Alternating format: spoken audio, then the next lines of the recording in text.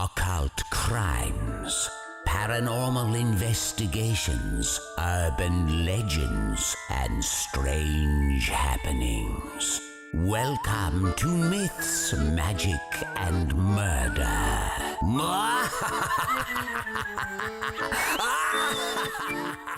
Hey, welcome to Myths, Magic, and Murder. This is episode 72. I'm Abby. I'm Kate, and we'll be your ghostesses in summer. It's absolutely scorching. Here we are, talking about the weather. We're both completely naked. Oh We're not really. Please don't visualize that. You'll be sick. Could you imagine? I look like Mr. Krabs without his shell. What are you covering today, Kate? Today, I'll be telling you about the absolute craziness of the cult Movement for the Restoration of the Ten Commandments of God. Short but sweet. It's a real, really rolls off the tongue. That it does. I can see Catchy. exactly why they picked the name. I know, right? You're like, I want to join a cult. This one sounds snappy. This one sounds short and fun. What's yours? I'm talking about the Angel's Landing cult. That's a way better name. It is a bit. And it wasn't even supposed to be a cult. But I mean, are any cults supposed to be a cult? Dunno. Depends on the leader. That's true. If they immediately identify as a cult leader, then yes. If they're like, hey, you want to join my cult? We have one member and it's me. Don't join because it's a cult. Didn't we threaten to start a cult We did. many, many moons ago? We have a decent amount of listeners, which means this is a cult. I want you to know if you ever dropped me a message, We're not starting a cult. No, we're not liable for this. No, we're not really. we refuse. It's all a joke, please. If you message us like, hey, can I join your cult? We're gonna say no. There's no cult. What cult? That's Or what is we there? need you to say. There is no cult. Okay, before we start culting it up in here, boys. God, I have regrets saying that immediately. Why did you say that? I have the news from unexplained-mysteries.com, of course, the only news source that matters to us. Where else is there? So this one, again, short but sweet. The British Ministry of Defence used to have a UFO desk. Right? Did you know this? I didn't, but that would make sense. Well, we did used to have one until I think it was 2006. We used to have one. We might be getting it back. Oh, does that mean that Possibly. aliens? This is all happening because of that report over in America where they're releasing the alien news to the public, which they still haven't done yet. Oh, yeah. Well, according to unnamed sources, the UK is watching the USA with eagle eyes, and if anything comes out in those reports that we should be worried about, we'll be getting a UFO desk back, How do I join the UFO desk? right? Originally, it was Nick Pope that was heading the UFO desk, and he is a UFO researcher. So hopefully he'll be coming back with the UFO desk. Who knows? It's kind of coincidental that they stopped doing it right around the time Doctor Who became popular. Right? We didn't need them anymore because we had him. We had the Doctor. We didn't need that. I don't really know if that's still on TV. I don't have a TV, so. It is. It's that woman. Still. Oh, yeah. I remember. She seems nice. She does seem nice. Do you think that Britain will do that after reading the reports? I think if there's anything in it that we should be worried about, then yeah, because why would they not? See, I don't think they would. Because if everyone saw that Britain's gone, oh shit, yeah, maybe we should get the Ministry of Defence to take a look at that, everyone's going to freak out. Yeah, I think that it's one of those things. Britain is incredibly good at doing things and not letting anyone know. True, yeah. And then people just figure it out. Like, people didn't even know this was a thing. I didn't even know this was a thing. And I live here and I like aliens, so... It's so hard to talk about the UK government without voicing opinions on the UK government. Yeah, I don't really want to, because I'm sure people have differing opinions. But at the end of the day, regardless of what you think of the government, it's good at covering stuff up. Yeah, there's a lot of Governments sneaky... are. Not even like them trying to be sneaky, but there's a lot of where the government is so big and it covers so many sectors.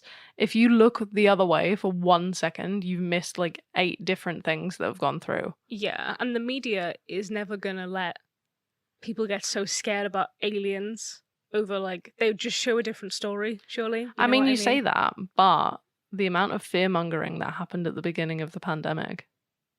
True.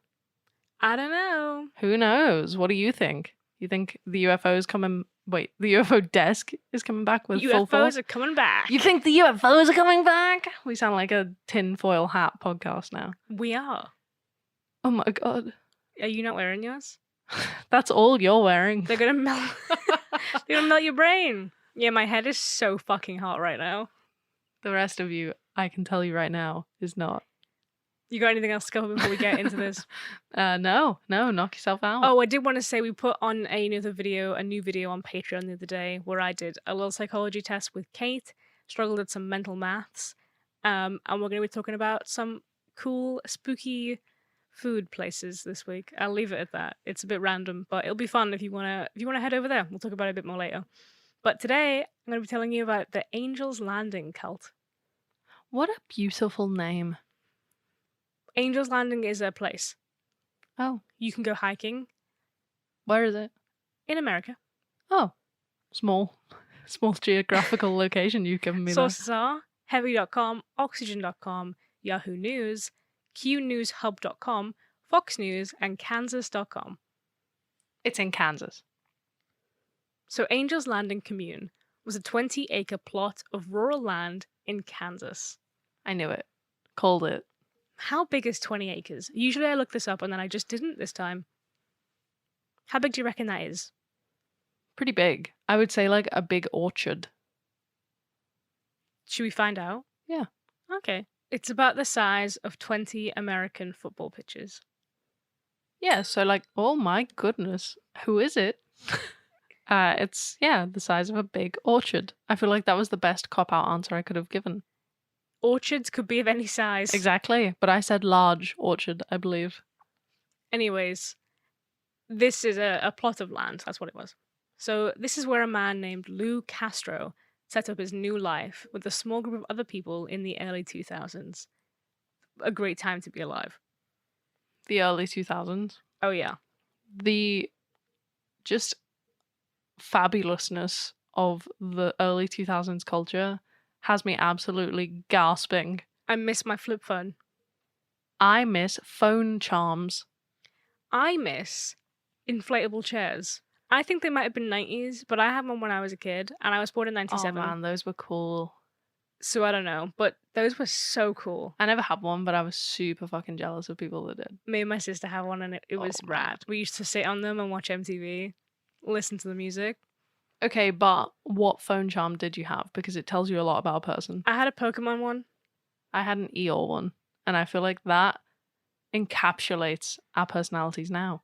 Oh my god, it kind of does. Oh, I'm catching them all, and And you're a I'm- donkey. and I'm severely depressed. Anyways, early 2000s.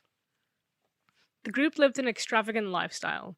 There were several cars on the property, and many of them were worth over $40,000. There was also a large swimming pool and multiple different houses built onto the land. This was pretty odd because nobody had any proof that Lou was a man with a job or had any source of income whatsoever. It's cult money. Bit sketchy.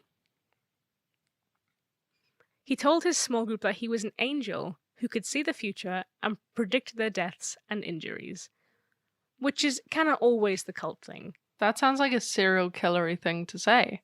If you went up to someone and was like, I can predict your injuries, I would be running for the hills away from you. Well, I guess people thought that he was angelic. He was like, I am an otherworldly being, and I will know when you die. I suppose There was no need to add that bit on, though, to be honest. It's all really about intonation, isn't it? If you're like, I will know when you die. Fine. I'll know when you die. Creepy. True, yeah. I think as well, the joy if you meet someone and you genuinely believe that they are an angel who will know when you die. Angels are thought to be like positive, wholesome, good spirits or something similar, right? In every culture, I think. So you're gonna trust this person instead of it being creepy. You're gonna be like, oh well, if they know how I die, maybe they'll protect me. Yeah, but like, how reliable are angels? Because fallen angels used to be angels. Hey, look, I didn't join this. Look, I'm just saying. But he was incredibly charming, he seemed genuinely caring to his followers, and they would do anything to be around him and stay on his land. They thought that he was charismatic and intelligent, and they believed that he would help them because if he could see their deaths and injuries, he could prevent them. I don't think that's how it works. In 2003, he met a woman with 2 children named Sarah and Emily. She immediately felt captivated by him. She believed that he was an angel who would guide her and her children. So she came to live at the commune with her kids. Everyone settled in fine. It was fine for a good few months. And the children bonded with a woman named Patricia Hughes, who was also a member of the family. The family is in like the commune. The follower group. That's it, yeah. Yeah. Patricia became like a second mother to them. She was 26. Gotta be ours being like someone's adoptive mum. Do you know what I mean? Well, I think it's just kind of like a fun role. It's like an aunt, I suppose. Yeah, their mother was there. After a few months, living at Angel's Landing took a dark turn. In June of 2003, Emily called Sarah to tell her that Patricia Hughes had slipped and fallen into the pool and died. Oh my god, no. So this was suspicious because she was 26, she'd been in this pool before. Who just slips and falls into a pool and dies? Like, it's a bit of a... I don't know, accidents happen. Maybe she was running by the pool. Yeah, well, accidents do happen, but I think they were kind of keeping them on their radar because this guy, these people are all living on this land, they don't seem to have any income, but they're all buying really expensive cars, Yeah. and one of them has just died Yeah. of a really mysterious injury. Yeah, it does seem... I understand why they would be on the radar, but like, I'm just saying, people slip. Yeah, the sheriff was suspicious at this point, so he tried searching up Lou on the database to see, you know, what he's doing, kind of what his job is, what's even happening with this guy. But he had 0 paper trail, Aliases. which means that, yeah, he was likely using a fake name. Which is also a little bit suspicious. You know what's insane is people have aliases everywhere. Like, so many people have aliases. You probably have an alias. You just don't know about it. What do you mean? Well, if anything gets addressed to you incorrectly, like if they misspelt Flaherty, for example, that would be an alias. It wouldn't be one that you've chosen and that you use, but on something like a police database or an immigration database or something like that, it would be listed on there if you provided that proof. So it would be on your record as that you have an alias. Whoa, it's like Wikipedia where it's like other names. Yeah, exactly. And it's Abby spelled in 6 different ways.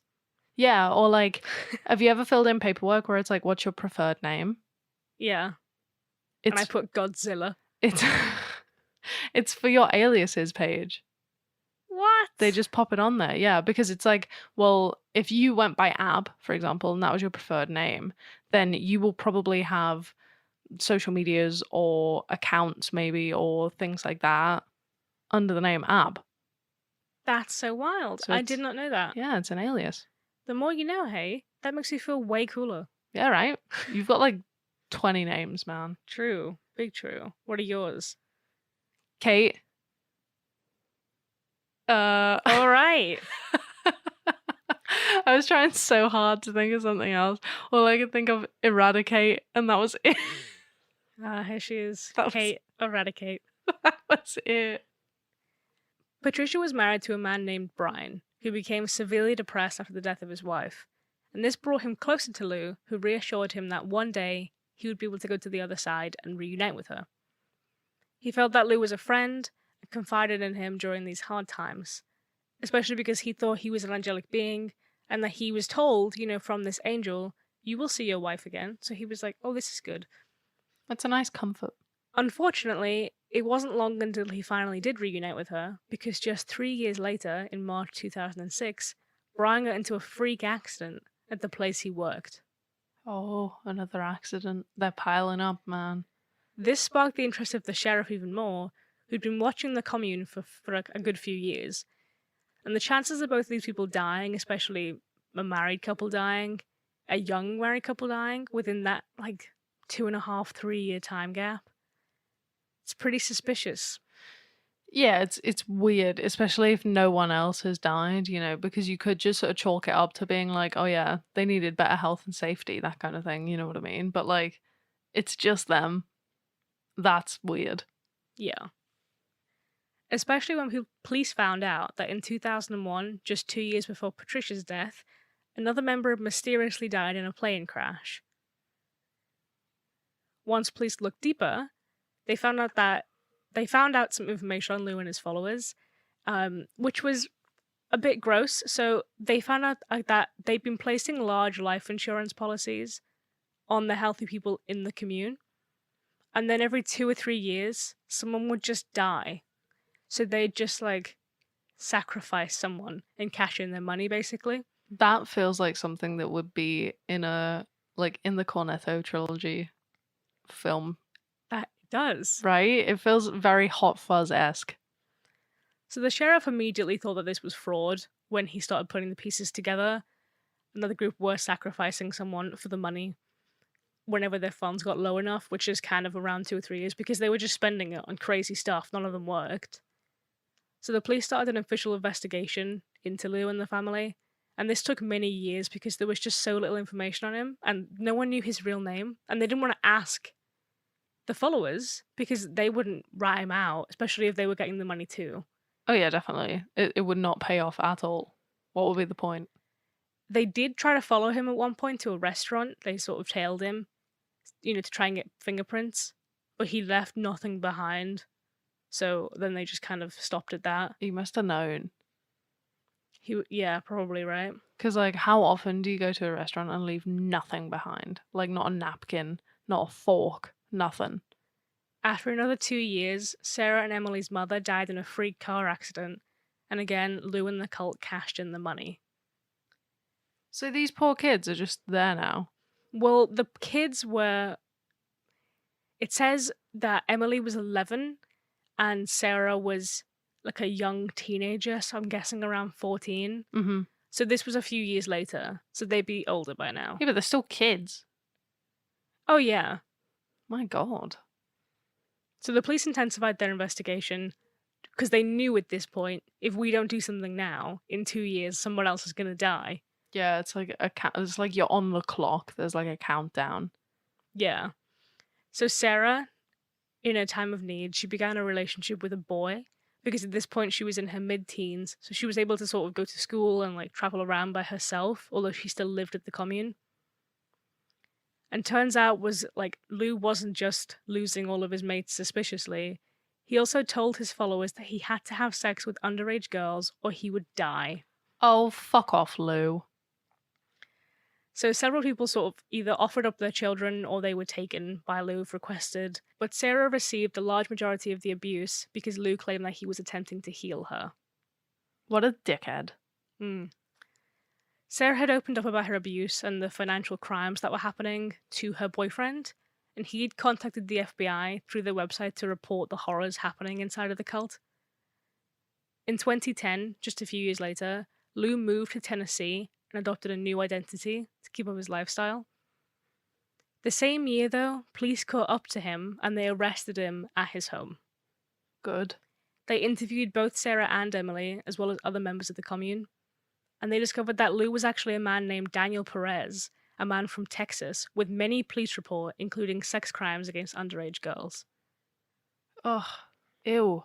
When it came to testify in court, Sarah was, of course, pretty afraid, but she was able to do it with the support from her boyfriend, who is now her husband. I think she's 23 now, or she was when this happened. How sweet.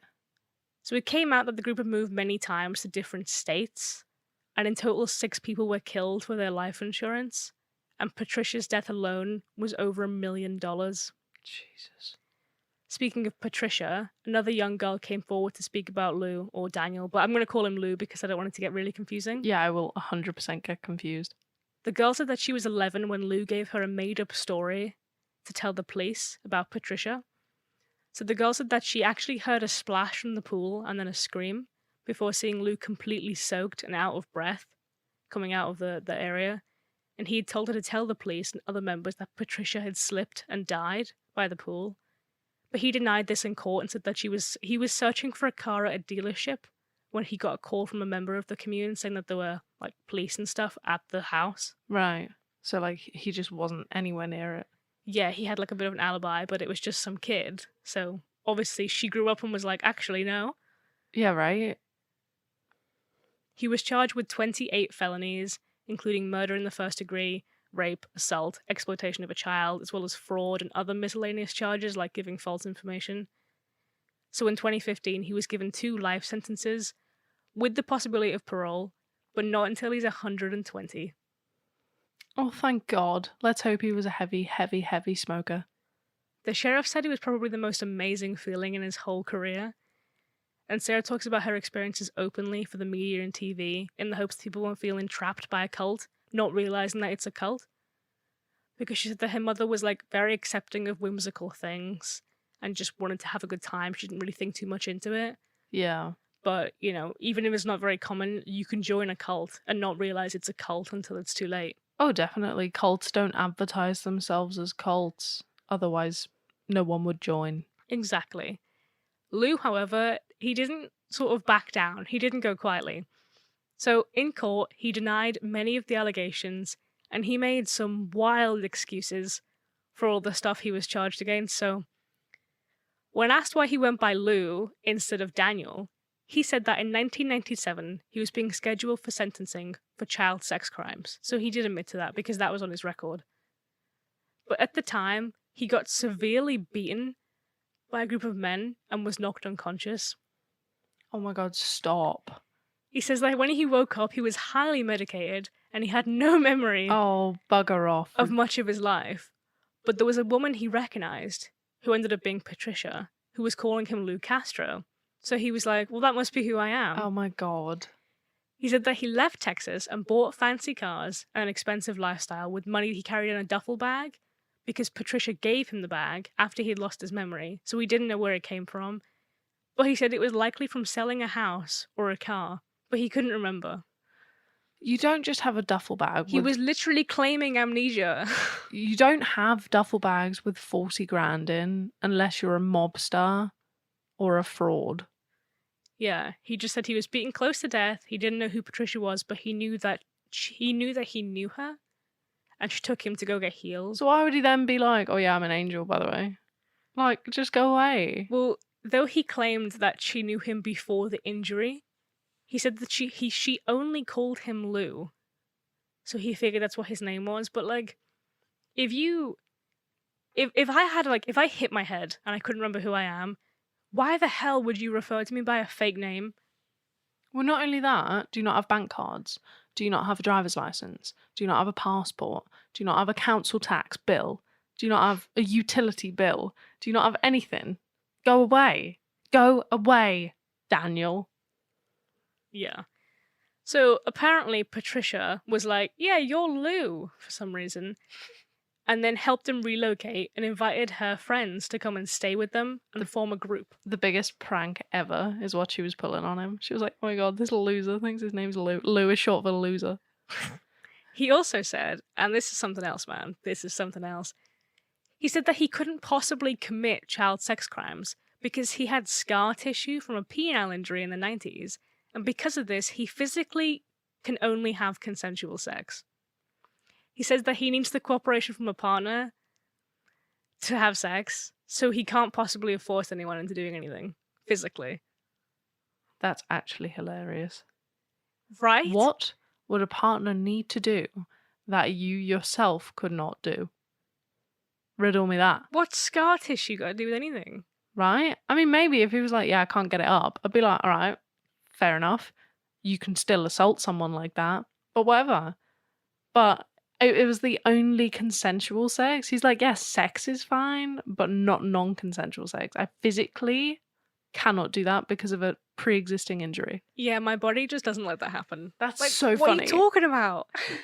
Although many of his victims, who are now adults, were there, who all testified against him. So the police just were like, "What are you talking about?" and then moved on. Right? What you chatting? He said that everyone he had sex with was a consenting adult, and while at one point he did share a room with an 11-year-old girl, he didn't sleep in the same bed as her. But then he said that they did have sex once, but she was older and she initiated it. So, like, fair enough, but, like, why bother bringing that up then? Just stop talking, Lou. Weird guy. With regards to him being an angel who could see the future, he said it was merely a phrase he used.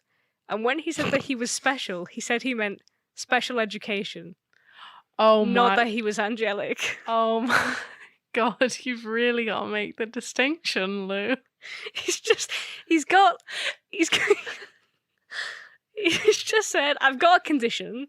I can't do that. It's special education. I'm not God. I don't know how you got those confused, everyone.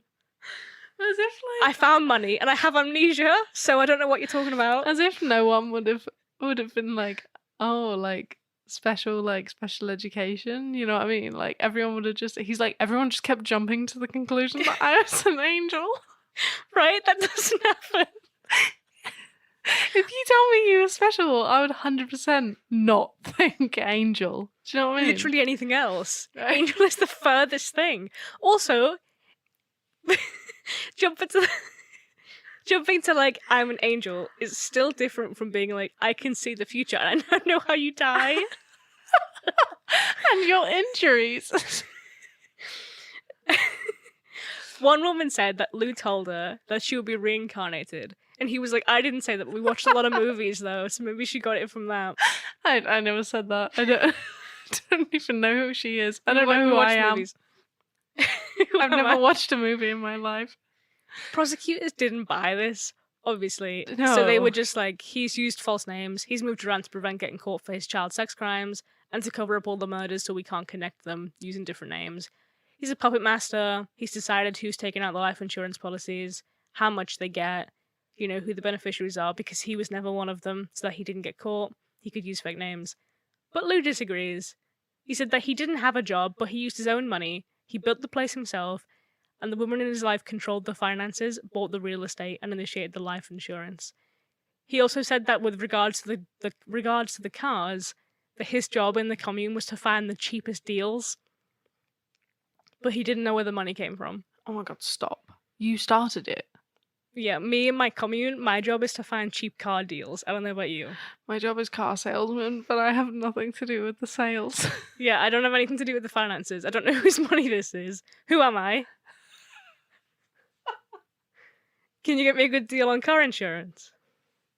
Man doesn't know who he is or where he comes from, but he knows how to get a deal. Yeah, so I thought this was obviously a sad story. People lost their lives, people were traumatized, poor kids and stuff, but you've got to laugh at people like this. You know what I mean? Because It's just taking it to the next level. how can you be so evil and then also be so dumb? Right, but also clever enough to get people to believe you're an angel. Believe you're an angel and cash in millions of pounds in Yeah, millions right. of dollars in life insurance and then be like, I have amnesia. I don't know where I am. Like anything else, plead insanity. You know what I mean? Right? Anything, please. That's the obvious option. Also, it wasn't even just like, oh, I hit my head in the shower. It was like, oh, I was getting done for child sex crimes somewhere else, and then someone beat me up, and it was like, so you're admitting. Right, like that's you've more done this believable than a repeat offender. It's crazy. That was what he was fighting against. He can't do that. He's got a condition. Oh my God, stop. Stop. Gross man, but a bit wild. Are we doing scare scales for cults or? I don't think so. Okay, cool. It's real. Okay, anything else to add? No, I think that's topped it off wonderfully. Nice. Well, if you like the podcast and you want to follow us on social media, you can do that at Facebook, Twitter, and Instagram at Myths Magic Pod. We also have a Facebook group, so you can come and join in that. Post some cool stuff, people. And if you want to support us on Patreon, you can do that at patreon.com/mythsmagicmurder. Over on Patreon, we have wonderful, cool things. We have, as Abby mentioned, extra episodes of like mini things that you can get to know. I did the F scale about authoritarianism that I mentioned a couple episodes back. Abby is going to be talking about something dumb. Haunted McDonald's. Yep, it's magical. And there are also videos of us doing those things, so you can see us not in the nude. Yes, we got polls, we got images, we got fun behind the scenes stuff. We can all hang out. Yeah, it's a good time. You also get to know what's coming before everyone else does. It's fun. 10% off our merchandise as well. And if you want to go see our merchandise, you can go over to mythsmagicandmurder.com. Yes. Also, random, we never mentioned this, but you don't have to... There's no, like, strict pledges on Patreon. You can put in as little as much as you want.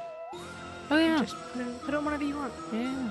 Give us $100 a my month. God, oh my gosh. Minimum. You don't have to do that. Yes, on our website as well, you can request what you want to hear, and you can submit your own spooky stories, terrifying tales, and haunted happenings. And you can also do that on our email on mythsmagicandmurder@gmail.com. Oh. Shall I get started? Please do. Okay, so my sources are Wikipedia, swordandscale.com, newyorktimes.com, bbc.co.uk, prezi.com, theguardian.com, bibleinfo.com, and I watched a documentary on YouTube about this whole entire thing by Journeyman Pictures, because there's not a lot about it online. Fair enough. So the movement for the restoration of the Ten Commandments of God, or as I like to call it, the cult that was trying to hit the essay's word limit, was originally thought up by Credonia Morinde and Joseph Kibwitire, I think. I've given it a good go. You've given it your all, and sometimes that's all you can do. It was founded in southwest Uganda, which was where both Credonia and Joseph were originally from. Joseph was born in 1932 to very devoutly Catholic parents who were well off. He got married when he was around 30 to a woman named Teresa.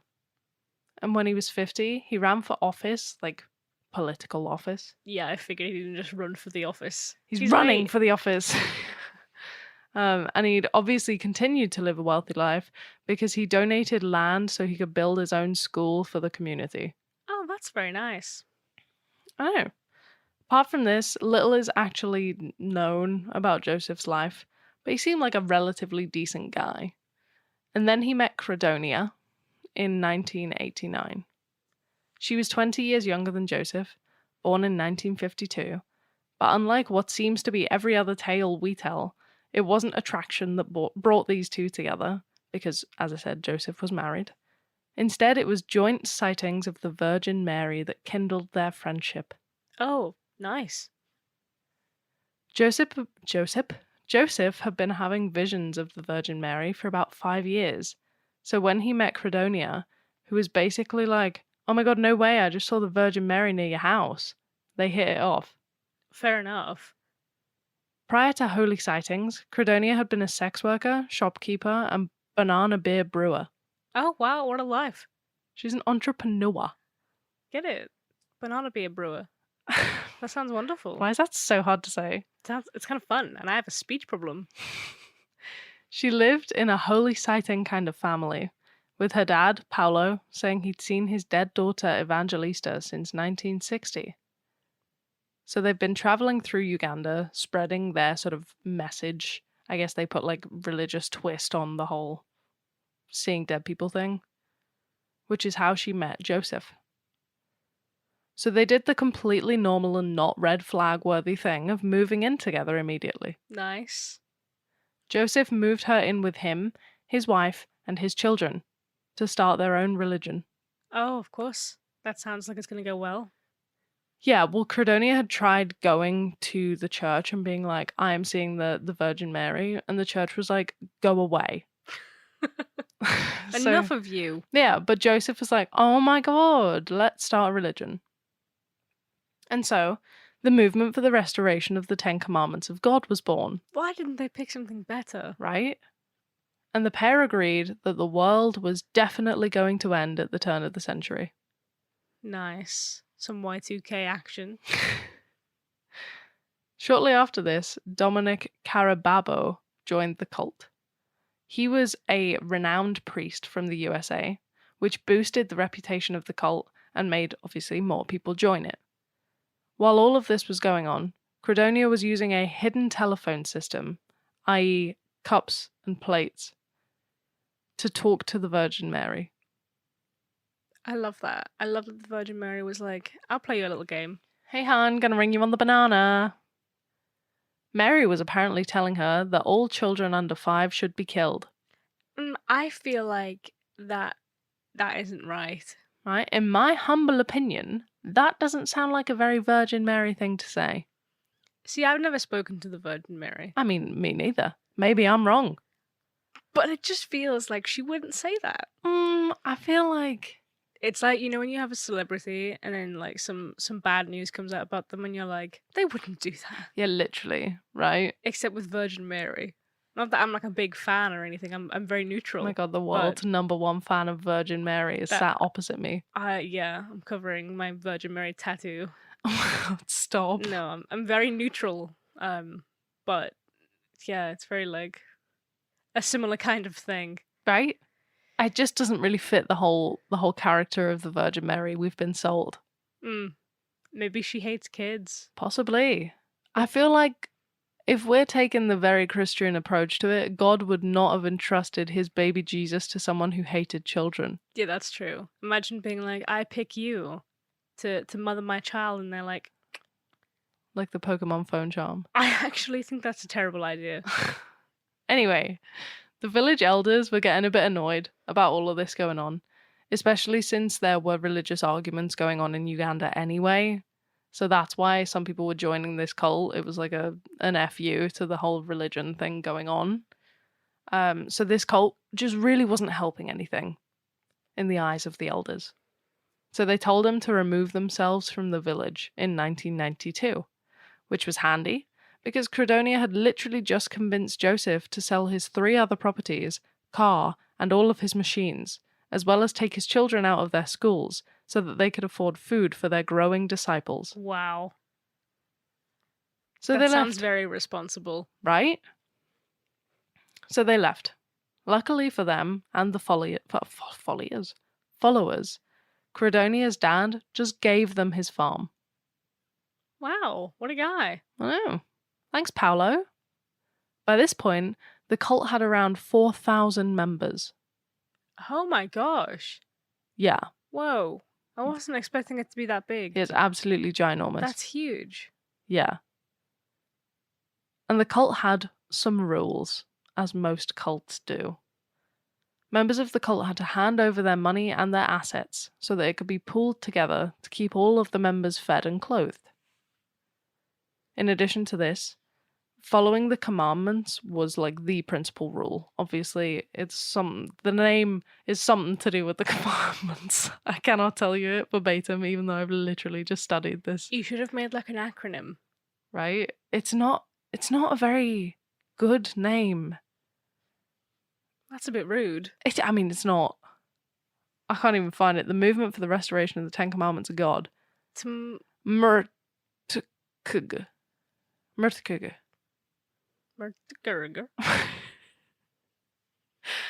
Anyway, they didn't call it the Murtukug for everyone to ignore the Ten Commandments.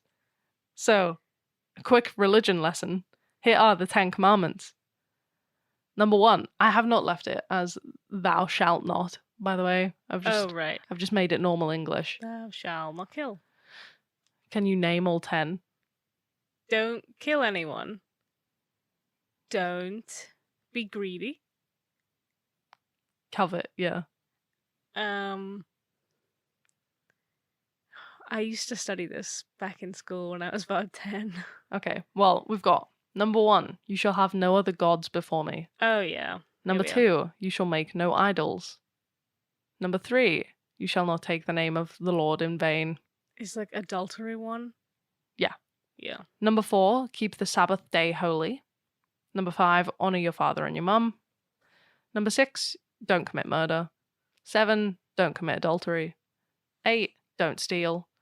9, don't bear false witness against your neighbor, i.e., don't be a gossiping bitch. And number 10, don't covet or like greedily hoard things. So obviously, these guys went really hard with the commandments, especially number 9, which I feel like is the most irrelevant one, which is to not bear false witness against your neighbor. I guess it's like objectively the easiest one. I would say it's pretty easy not to murder. No, I mean like I mean, well, I've never murdered. Have you? Abby's like, I would never bitch about anyone, but I've murdered 8 people. No, I just mean like I don't know where this is gonna go. This might be a completely fine cult. But in my experience of Spoiler, cults, it's not. in my experience of cults, something bad happens because people involved have like a weird power complex, and then they start like killing people and doing all sorts of mad stuff and sleeping with people, and and they're rich, and it's a nightmare, and it completely goes against everything that they said they believed in. So if you're like, yeah, we shouldn't do those things, we really shouldn't do this, then if you do one of the other things, Yeah, fair people enough. aren't going to notice as much because you're making such a big statement about not gossiping about Sandra that you just don't care anymore. Oh, poor They're Sandra. like, well, they wouldn't do that. You sad little They're bitch. taking it really seriously. And it's like, well, they're not. They've just killed like 6 people. It doesn't go like that. It's not so much like that kind of cult where Oh, it like right. Well, gradually. You see what I mean? Yeah. So they were so worried about breaking the bearing false witness one that they would often do days where no one spoke at all. That's well, a lot. And this transformed into many of the group learning sign language and signing their way through the day, which I was a bit confused about because you can totally bitch about someone in sign language. Well, yeah. People who use sign language aren't just super nice No, they're not. all the time. I know this woman, and it was when I worked in the pub, and she used to come in. She was completely deaf. She spoke only in sign language, which was hard for me because pull a pint is the same for every pint. But Oh, yeah. I didn't even think about that. but she started teaching me swears. Wonderful. Yeah, and like asshole, dickhead. She taught me them all. It was a great time. Dickhead is this. Whoa. Yeah. I like that. It's imagine you have an elephant trunk coming out of your forehead. Now, stroke the trunk. All right. Anyway, Sign language with Kate. I guess it was the dedication of not chatting shit in verbal ways. It's proving yourself, isn't it? Yeah. And then you trust people more. Everyone trusts each other. Everyone knows. No one's backstabbing them. Yeah, it's a wonderful cut. I mean, It makes sense. Follower. Also, it's always good to know sign language. it is, yeah. It's accessible. It is accessible. The pros. We're looking at the pros. So, as well as this, the followers were forbidden from having sex and from using soap, which I guess one would discourage the other. Yes. Also, fasting was conducted regularly. Why would you not want anyone to use soap? Everyone would be stinky. Maybe it was to, like I'm saying, like make sure no one had sex. Maybe. If people are desperate, though. That desperate. Yeah. You ever watch a zombie TV show? People still have, like, full-on sex. I know it's not real, but I think it's pretty accurate. Even though they're like, we could get pregnant, we could die, we're all stinky and disgusting. People will still do it. That because seems like uni, honestly. Humans are gross creatures. It's true. Fasting, yeah, was conducted regularly. Apparently, some of the group have been described as looking sort of malnourished, like it wasn't good for these people. Wow, okay. And you were kind of forced to work on the plantation because the residence, like the farm, was on a plantation. So it was like you work where you live. Okay. So it sounds like your typical cult, really, from what we've covered in the past. So flash forward to 1998. A story runs in the Ugandan press saying that they've been shut down for unsanitary conditions, child labor, and the kidnapping of children. Oh. But then, like a month or so later, they're able to reopen with the blessing of the Ugandan government. What? Yeah. Wait, how? Corruption, I'm gonna go with. Okay, fair. So at this point as well, it's super close to the turn of the century. So everyone in this cult is freaking the fuck out. They're like, oh my god, we're gonna die soon. So were they taking children for the labor? I suppose. Wow, okay. That's not very nice. Well, the kind of whole kidnapping, like I said, there is not a lot on It was this just cult. brushed over. Yeah. There's not a lot on this cult, and it was in Uganda, and the Yeah. Ugandan police force are not as I suppose rigorously computer savvy Fair enough. as the police force that you and I would know. You know what I mean? So there are bits that are just missing from this entirely. No, I had that with a few of my cases that I've covered in the past. Yeah, so it's like the way that we don't know anything about either of these people's backstories, really. Yeah, well, I guess as well, like, you have to decide whether it's important enough to post, and they just might not have thought that. Exactly. Like, they've mentioned that children were kidnapped, and they've left it there. They've given you the facts, and if you want to know more, you need to go look. I need to go find people involved. Yeah, you need to go see this 23-year-old story and go look it up. So anyway, super close to the turn of the century, everyone is freaking out. One teenage member told the news in 1999 that the world ends next year. There's no time to waste. Some of our leaders talk directly to God. Any minute from now, when the end comes, every believer who will be at an as yet undisclosed spot will be saved. So this is sounding a bit like Heaven's Gate, right? Yeah. At this point, the cult was selling all of their cattle. Okay, at least the cattle were going away. Yeah, and they were selling all of their clothes. They were selling it for next to nothing. They didn't want anything they were responsible for because they were getting the hell out of there before the world ended, right? Isn't it crazy that people thought the world was going to end? Right? Just because of a new year? Yeah. Mental. I know, we should talk about it more someday. Old members who had left before had come back for salvation. Everyone stopped working entirely, so the plantation was just left. All to wait for the end of the world. Then, as we know, it did not end. What? I don't think there's a bigger hole in someone's lives than the world not ending when you said it would. Yeah, that's kind of a big one. That's a kick in the teeth. What are you supposed to do? Well, Joseph and Credonia were like, oh, my bad, it actually ends on March 17th. Silly us. Let's get back to work for the next few months. Oh, imagine how mad you'd be. Like, I've just sold my cow. Right? And yeah, you're telling me this. Obviously, things were beginning to unravel. Members were rebelling and demanding their money, clothes, and assets back.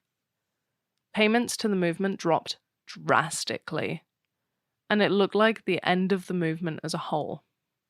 So as a gesture of good faith, a party was thrown. 530 of the followers showed up, ate roasted bull, and drank soft drinks. Minutes after everyone had arrived at the house, there was an explosion so big it killed every single attendee. Oh my god. It had been a trap, and the windows and doors of the house had been boarded up to prevent an escape. Oh wow. That's horrible. Yeah. This is what I'm saying. Earlier when you were like, oh, you know how it slowly goes downhill? I'm like, no. No. It was a panic move. It was. This obviously alerted the authorities because there was a ginormous explosion and a subsequent fire from the explosion. That's a lot of people as well. That's so sad. They weren't expecting this, even though they've been keeping tabs on the cult, because the leaders had announced a party, like, to the public the day after, so the 18th of March 2000, to throw the officials off the trail. That's smart. All of the properties owned by the movement were searched after the explosion, because they presumed, so at this point there were 5 leaders within the cult. Obviously we've got the main 2, and then the other ones were just kind of like delegated stuff to, that kind of thing. So they were presumed dead. So at this point the authorities were like, shit, we need to go search everything, see what information we can glean. And they found absolute carnage.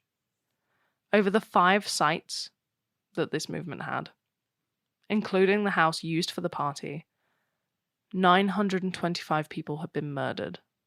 Oh my god. See, this is what I'm saying. If they'd have said, if they were really cracking down on the do not murder thing, what are they going to do now? At first, it was thought to be a mass suicide, but as the bodies were examined, it was found that some had been poisoned, some had been stabbed, and some had been strangled. That is dedication. That many people. Jesus Christ, that's a lot of people. All of the murders had happened in the 3 weeks preceding the house fire. Wow. I'm extremely uncomfortable right now. It's disgusting. Yeah. That's a lot. It's shocking figures. Yeah. I think it's like 10 or so above Jonestown. Yeah. You've been shocking me on these last few episodes, Kate. I have, I'm sorry. The blobs really got me as well. I just couldn't believe I'd never heard of this. 925 people died. Me either. I guess it's just not. It's not from America and it's not from the UK, and that's where most promoted stories are, just on like our news. You know what I mean? Yeah. Police only found this many bodies because they noticed a slight depression in the ground on one of the sites. So they dug and found a mass grave, which they then did at all of the sites and found a mass grave at every single one of them. That's so terrible.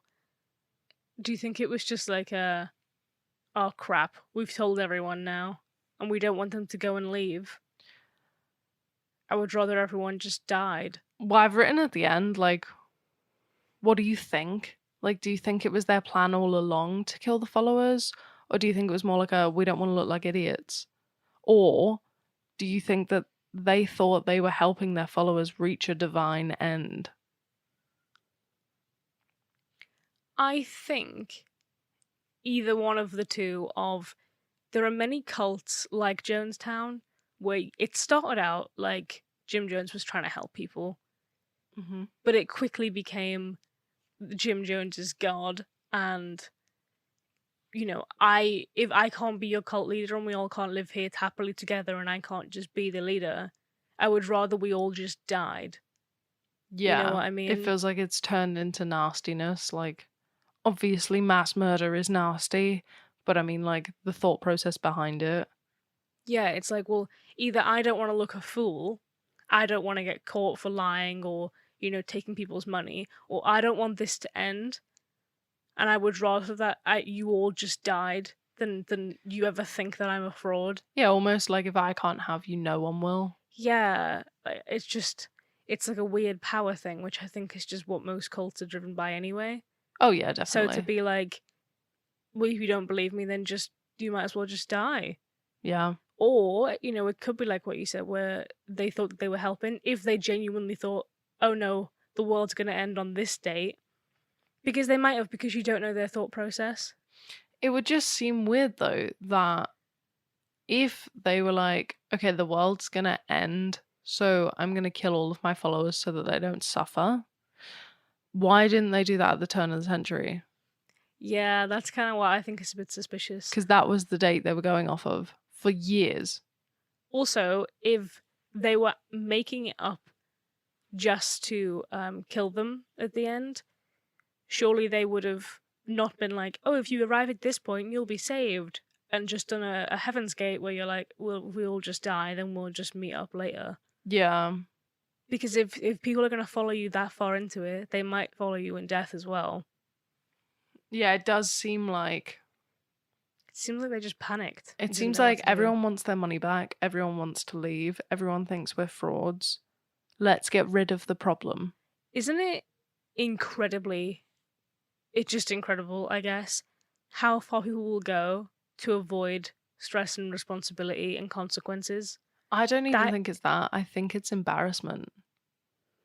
That's a lot of people. Yeah. That is a ridiculous amount of people to kill, rather than just accepting that, you messed up. Just offer refunds. In 2 years, no one's going to remember this. Yeah. But instead, you've done this. You know what I mean? I know. Like, what? It's the absolute